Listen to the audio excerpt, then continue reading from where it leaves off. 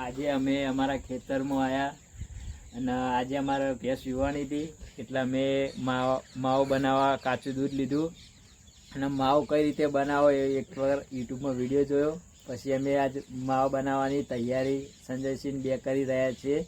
ચલો આજે માવો કઈ રીતે બનાવીએ અને કેવો બને છે તમને બતાવીએ.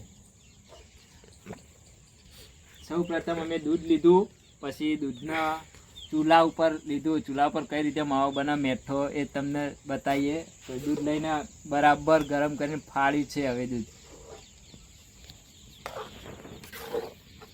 સતત હલાવતા જવું પડે છે દૂધને ફાળતી વખતે, કારણ કે અંદર કૂચા જેવું બની જાય.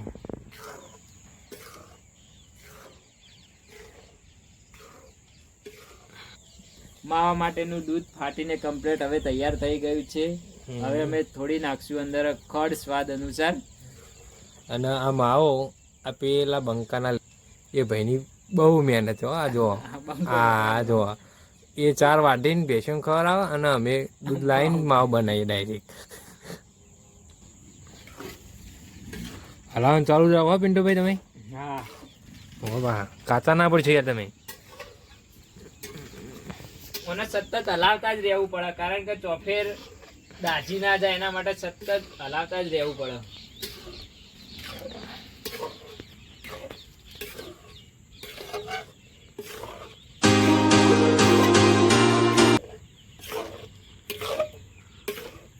તમે જોઈ શકો હવે કમ્પ્લીટ દૂધ ફાટી ગયું છે. આપણે હવે થોડી ઉમેરશું ખાંડ. ખોડલા ખોડ લેવાની. હવે માવો તૈયાર થવાની તૈયારીમાં અમે લાવી દીધું અંદર નાખવા માટે આ છે ઇલાયચી, આ છે બદામ, આ કાજુ અને આ છે ખોડ. દ્વારે આપણા કારીગર પિન્ટુ સી ઓર્ડર આલજો ને એનો મોટો ઓન.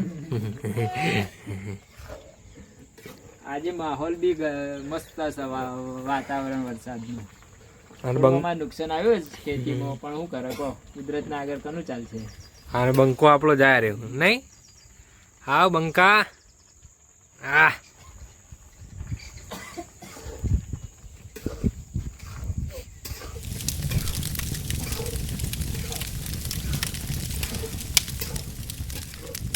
ખેતરમાં આ બધું કરવાની મજા અલગ જ છે ભાઈ. વાત સાચી હો. રાત તો વરસાદ આવે એટલે મજા આવી જાય ને.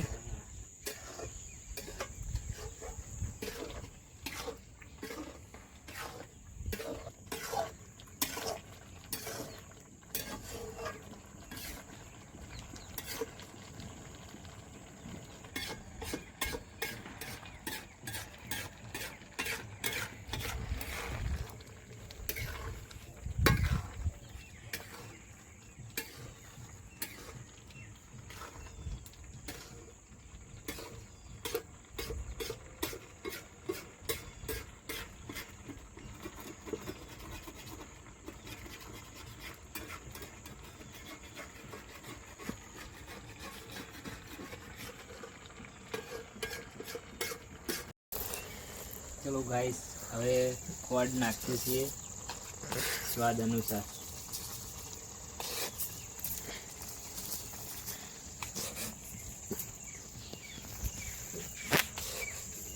તમને જેવો ગળ્યો ભાવતું હોય એ રીતનું બનાવી શકાય.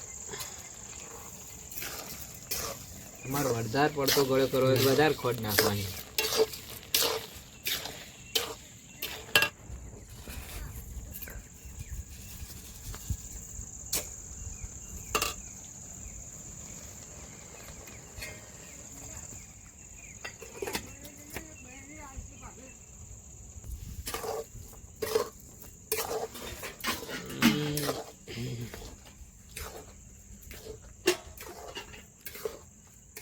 મિત્રો 5:30 નો માવો બનાવવા લીધો, તે લગભગ 7 વાગવા આવી ગયા તો હજી એનો પાર આવ્યો નથી. ખોડ નાખી દીધી. ખોડનું તમામ પાણી છૂટી ગયું, પાણી બળવાની તૈયારી જ છે. અમે એમાં લીધા બદામના ટુકડા અને કાજુ એન્ડ ઇલાયચી. બદામના ટુકડા ઝીણા ઝીણા થોડા સમારી દીધા. કાજુના ટુકડા બી અડધા કટકા જેવું કરી નાખ્યું એટલે આપણે સ્વાદમાં મસ્ત લાગે. તમે જોઈ શકો છો. આ ઇલાયચી છે, આ કાજુના ટુકડા અને આ બદામ.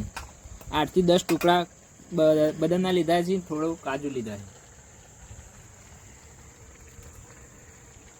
ઇલાયચી શા માટે? ઇલાયચીનું સ્મેલ મસ્ત આવે માવામાં.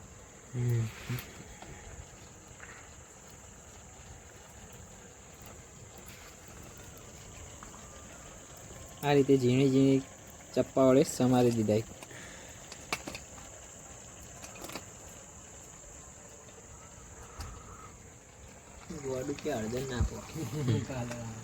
પિન્ટુભાઈ કલર બલર નાખવાનો કે નહીં? કલર ખોઈ ગયો હોય. કલર મોહનતાણનો હતો પણ કલર ખોવાઈ ગયો છે. આજે મળતો નહીં. દિવાળી પર અમને ઘર સાફ કરવા લીધું હતું ને. ચલો કાજુ બદામ પ્લસ ઇલાયચી થોડી વાર હલાઈ. આ બળી જા લે. કાજુ આ મંડી આવવાની. હવે કાજુ બદામ અને ઇલાયચી ત્રણેય નાખી દઈએ છીએ. પછી 15-20 મિનિટ જેવું થોડું શેકવા દઈશું.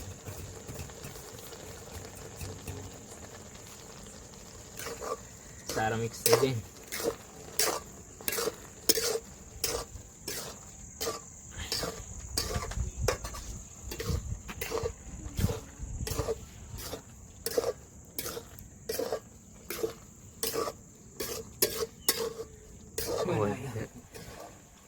ઓકે રોઈએ જાય માવો બનાવે.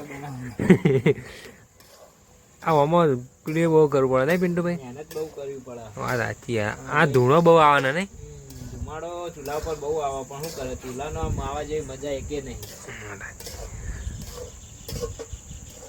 અને આ તો પાછું વરસાદ હતો ને એટલા ખેતરમાં લાકડો પણ પલળી ગયા હતા. નેટ ઉગી લા ને આરો આટલા ઓધીને પછી નેટ કર્યું આજે. ચોમાવું હોય તો લાકડાનો સ્ટોક બી હોય પણ આપણે ચોમાવું હાલ ચાલતું નતું ને ભર શિયાળે વરસાદ થયો.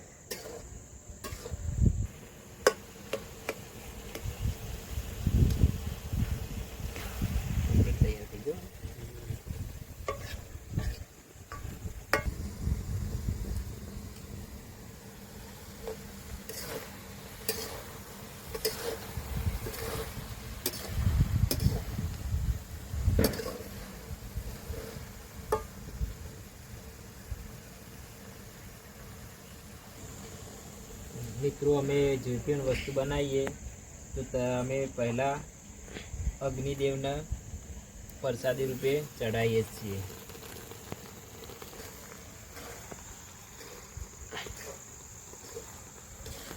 તો માવો આપણો કમ્પ્લીટ બનીને તૈયાર થઈ ગયો છે. 6:30 થી આવી ને પિન્ટુ? હા 6:30 વાગી જાય. બહુ મહેનત પોખો વાત સાચી.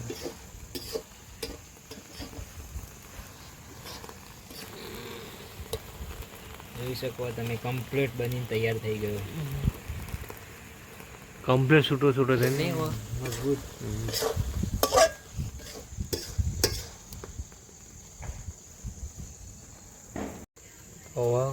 માવો તૈયાર થઈ ગયો ને પિન્ટુભાઈ લઈને હેડે આવો ઘરમાં.